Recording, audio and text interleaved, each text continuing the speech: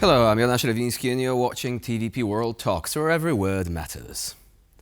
Now, for a long time, Europe has been gripped by the debate on migration, an issue of immense complexity which continues to resonate with the general public.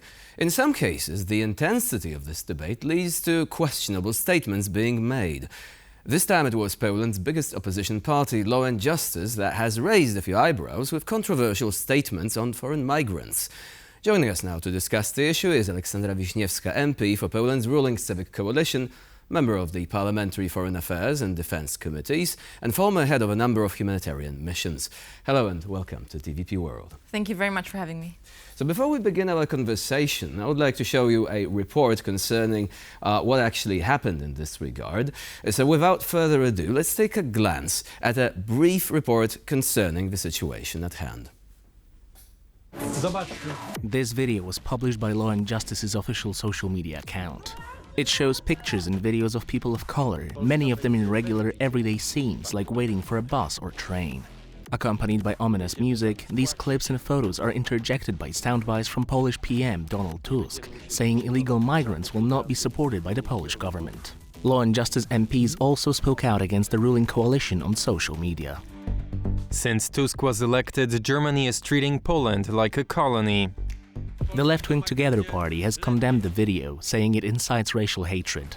The party says it will file a notice to the persecutor's office.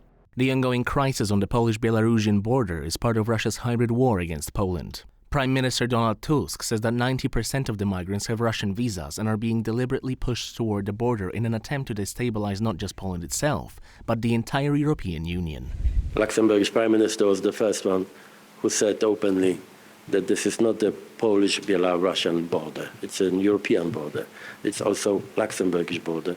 And this is why I think it's really important to have such a partner to convince other people in Europe that our borders, this is our common responsibility. It's a European duty, not only for one country.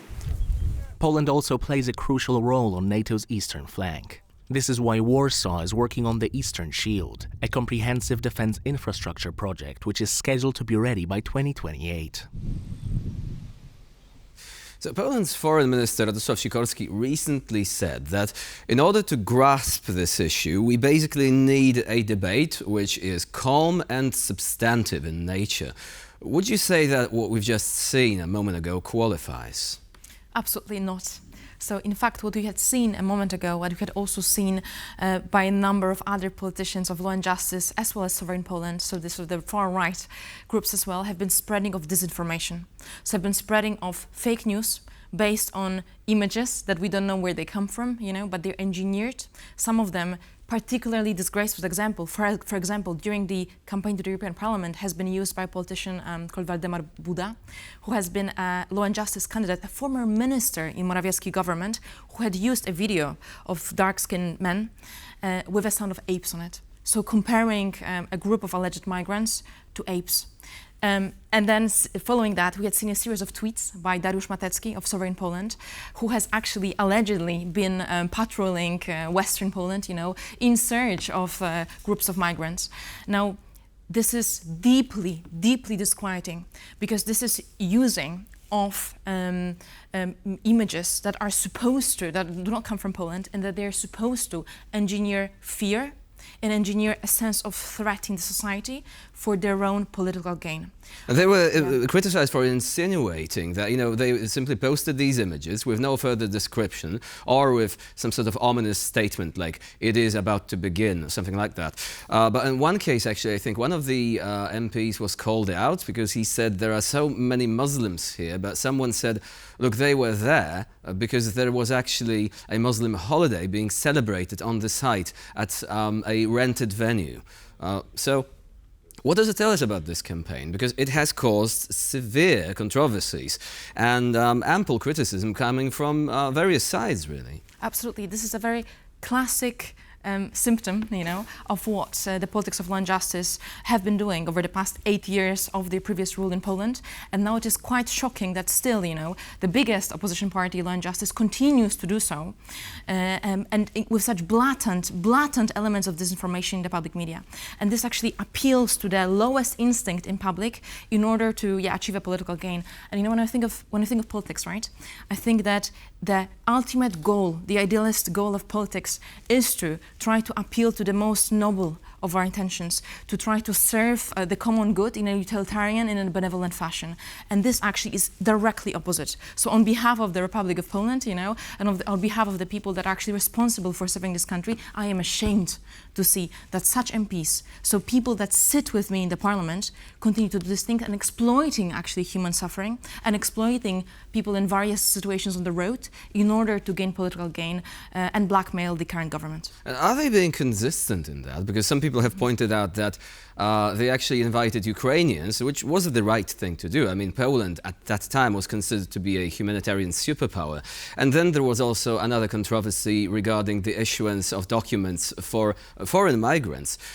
So would you say that there is a problem with consistency between the message and the actual activities? Absolutely. So what we must understand is that Law and Justice has been using the issue of migration only purely on the level of political manipulation and rhetorics. So while actually trying to use migrants as scapegoats, okay? And not only migrants from Africa and the Middle East, right? So yes, not other destinations. But as well, as in other situations, they use, for example, modern liberated women, or they use sexual minorities, So finding a scapegoat, otherizing it, putting a blame on it for any chaos that is to follow, right? Showing these dystopian images, using these absolutely disgraceful spots, right? This is essentially their classic political mechanism, while at the same time what we know from the previous government, what they have been doing is that in the Ministry of Foreign Affairs, under Zbigniew Rau, under the Law and Justice previous Minister of Foreign Affairs, what they've been doing is they've implemented a scheme, an elaborate visa scandal scheme that has actually been selling Polish visas, right? It's being investigated, right? These are the allegations, right? This is currently being investigated by one of the investigative committees on the level of the parliament. And so essentially inviting people to their country, right? By exploiting the suffering, by getting money for their own purposes out of this elaborate corruption scheme, and at the same time also using these images to blackmail people through racism, through xenophobia, and through hate speech. Now, the opposition says, responds to that by saying, look, we're addressing an issue that all of Europe has to deal with today. Would you say that Europe is prepared for the challenges of migration?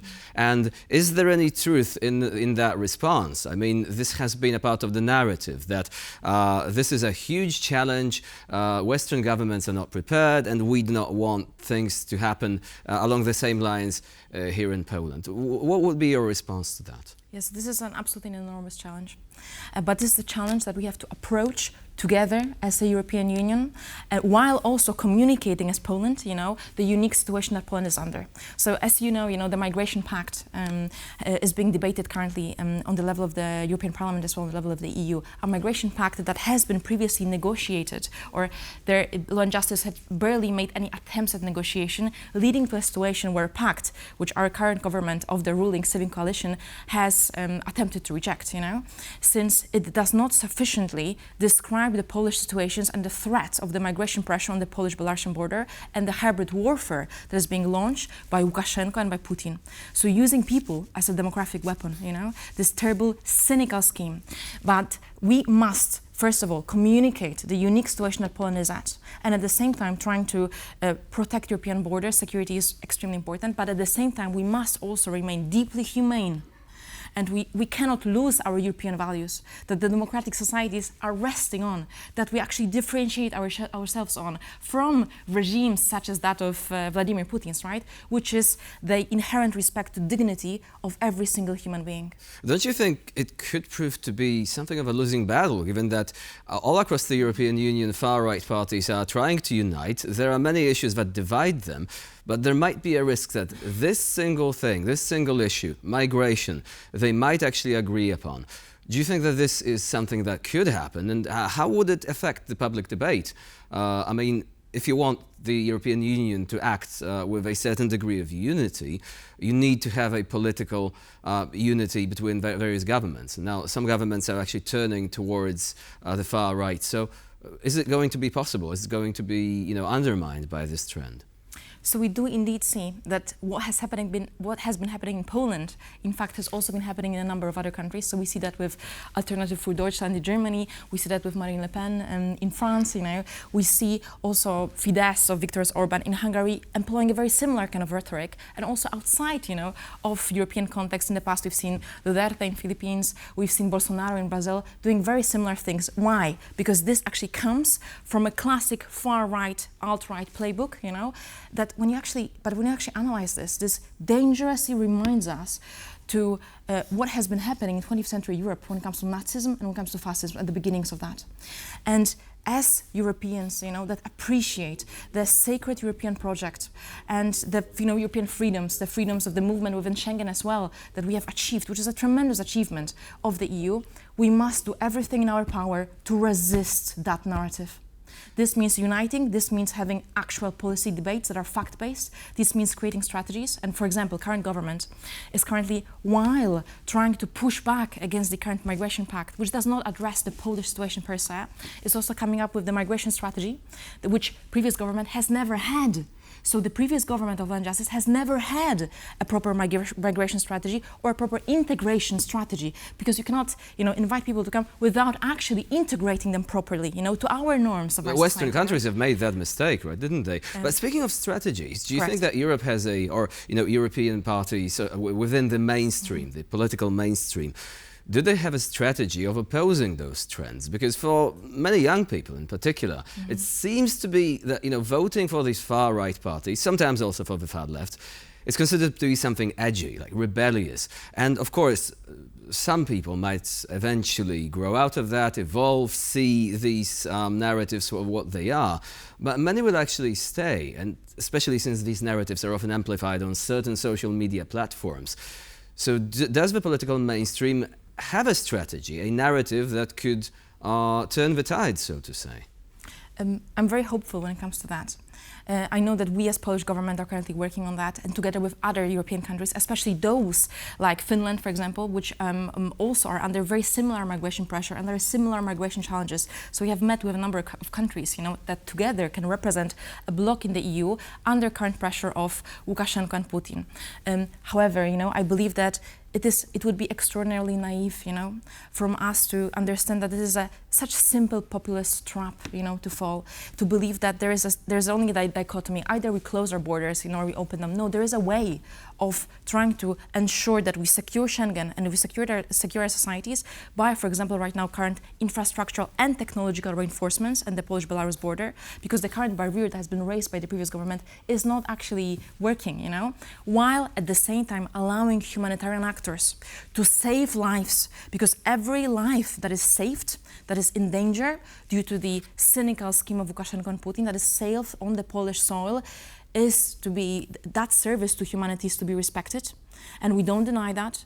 And at the same time, building a long-term strategy, including, for example, what has never been done before, what current Ministry of Foreign Affairs and Ministry of Interior are working on, is working in the countries where these people are fleeing from, actually, where Russian propaganda is actually encouraging them to buy Russian visas and to buy visas to Minsk, to fly to Europe and then pass through the Polish-Belarusian border, and to work on counter-information in these states. So reaching out, right? Exactly, reaching out. And our diplomacy is currently trying to do this, while the previous diplomacy, while at the same time, treating migrants as scapegoats, have been inviting and selling Polish visas. So, look at the hypocrisy, right? But this requires a great level of political courage, of maturity, and a sort of cooling down the emotions, right? And fear and anger are very easy to be exploited. Law and Justice have been doing it many, many times in the past, and me as a young European as well, representative of people, that believe that in European integration, I will do everything in my power to ensure that our migration policy is fit for the challenges of the 21st century and does not allow extreme right, far right, and populist groups to overpower us. So, of course, it is a massive task that requires cooperation on many fronts and a complex issue that we will be, no doubt, returning to in the near future. Aleksandra Aleksandra Wiśniewska, Polish MP, was our guest today here on TVP World. Thank you very much for joining us. Thank you very much for having me.